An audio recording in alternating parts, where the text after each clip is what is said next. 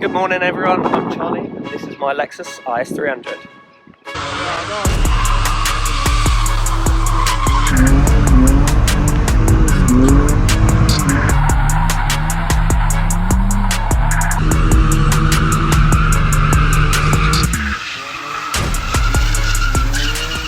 So today guys, the point of all of this and starting up this channel, hopefully we can make some content just around cars. A lot of it's going to be modifying this car, a bit of it's going to be some buying and selling, seeing the events that are going on around the country as well. So I hope that you guys get some enjoyment out of it and hopefully give you some inspiration to start doing stuff yourself with cars as well. If you love cars, bikes, whatever it may be, hope you'll come along and watch the video.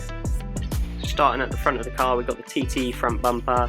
We've got our steering angle lock kit running about -5 degrees camber as well. Spent a long time trying to get this car exactly how I want it, looking on the outside. So we've got the TRD style side skirts and rear lip, sitting on Strom DS25 Drift Series wheels. Got some custom lights, got a little spoiler sort of lip on there. We've also got the car sitting on BC Racing coilovers. Just coming to the interior, if anyone knows anything about the dreaded sticky dash, we've removed all of that and I've custom coloured the dash. We've also got the nice Sparco rev bucket seats with matching mounts as well. To start with this car, this is my 2004 Lexus IS300. As I'm sure most of you know, this comes with a legendary 2JZ engine with a less legendary GE non-turbo VVTi engine. This one does have a manual gearbox in it, which has been swapped, as in the UK we only got automatic cars. So that's been done. It's got an IS200 gearbox or a J160 gearbox in it. So we do have a manual 6-speed in here. Slowly over the last year I've been trying to get the car ready for a sort of drift, street sort of car. So far we've done lots of bits. We've got the steering lock kit on there. We've got the twin calipers on the rear with a hydro handbrake. Obviously it's sitting on BC Racing coilovers as well. We've got that set up quite nicely. It's got top adjustable camber arms. We've got the nice Sparco rev seats in here as well. But there is one last thing I need to do to get the handbrake working correctly, which is the last part of what I've been trying to do. So I have plumbed this all in already, but we still don't seem to have any brake pressure. So that could be for a few reasons. Either way, it's either leaking out fluid or it's drawing in air somewhere, most likely. So we need to go back over these lines. I've got some nice new braided lines coming in shortly as well, that hopefully we can plumb this in correctly and get it bled to the point where it's actually going to work for us as well. So just here we're going to start by taking the wheel off. Don't those wheels look good? They are my favourite wheels, I have to say. Might not be everyone's cup of tea, but I think they look perfect on the car. So just move that wheel out of the way and then just taking a look at undoing the caliper now. So we're going to have to just remove some of that brake fluid from there so it doesn't leak everywhere when we remove the lines. But looking at the caliper now, I've just spotted that they are actually flipped upside down, so the nipples on the underneath side, they actually need to be on the top so the air can sort of get out. So we're actually going to swap over the left and right side so they are the correct way round, and that might have been my issue all along. They might bleed perfectly now without putting our new lines on as well. We're just going to unbolt caliper on the one side from the bracket, and then we're going to swap it over just to the other side, and then we'll give that a go and see if that works. So yeah, we're just bolting it up to the other side now, and we'll get all the lines in and get it all tight on that bracket once again, and then hopefully, fingers crossed, that will be problem solved.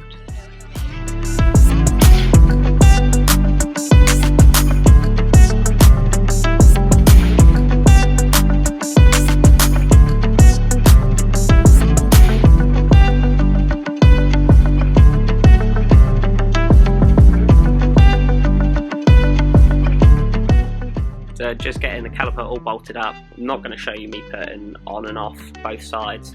We've just about bolted this up. We will connect that brake pipe in a second as well before we start bleeding everything.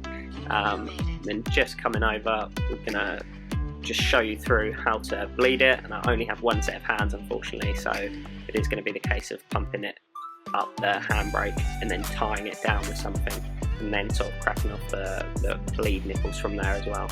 We're just starting with topping up the brake fluid just so we can get some new fluid all through it. Just cycle it through a bit until it starts coming through the other end into our makeshift bottle, and then we're just going to tie it down to hold the pressure.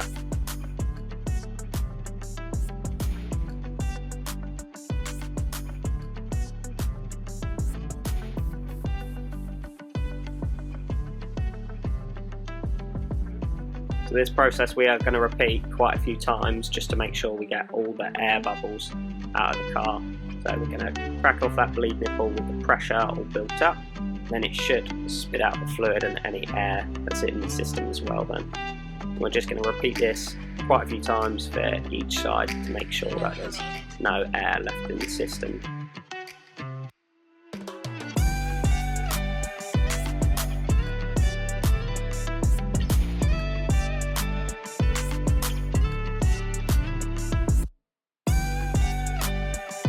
As you can see, we've finished bleeding now, we've got everything bolted in, hopefully all nice and secure, no leaks or anything as far as we can see at the moment. We've got the other side all bolted in there as well.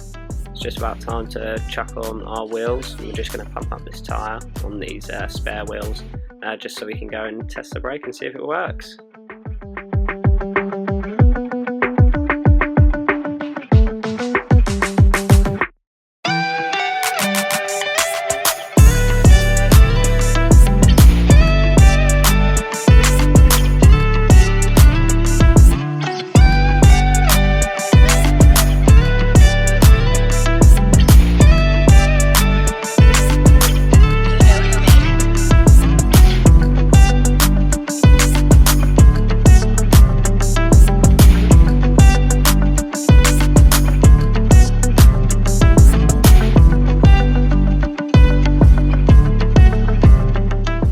So good news, we've got the calipers swapped over and everything, we've got it all bled through, we've built up some nice brake pressure now, so it's nice and stiff just here.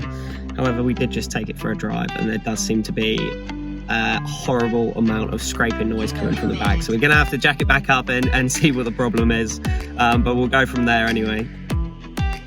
So we just got the car back after the drive and we're just trying to move that wheel to see if it is caliper binding. As you can see, the wheel doesn't want to move at all. The handbrake is actually off and the wheel should not be that hard to spin around, so it's definitely an issue, but let's get it jacked up anyway.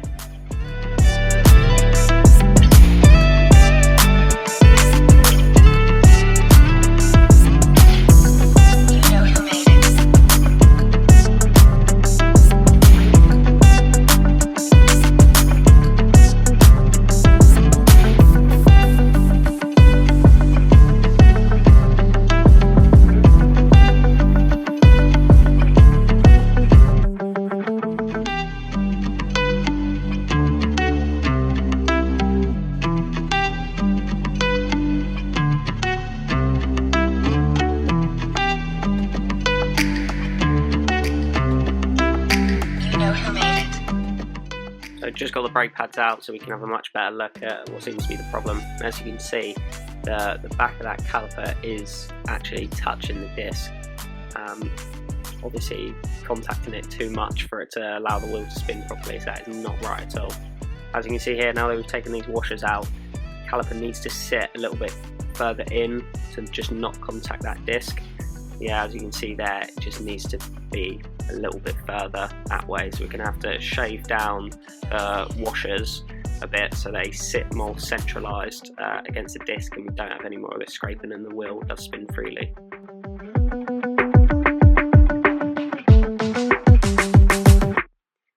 Here we are, just starting to try and shave down these washers a bit just to move that caliper away from the disc, so it won't contact and the wheel will spin freely without a horrible scraping noise while I'm driving. So yeah, we're just using normal sander, probably better tools to use, but you work with what you got. But it all worked out in the end, and I did just about get them down enough after about an hour of doing this to each side, and then we finally got it working in the end.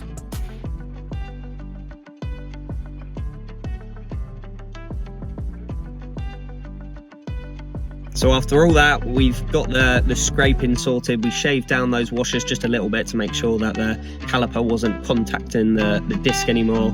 But however, the still seems to not want to lock the rear wheels fully. Even though we've got the brake pressure now, which is one problem solved, we do need to get this sorted because we will be going on our drift days shortly. If you did like what you've seen today, please check in with us again where we'll be taking delivery of a new car next time. And thanks for watching.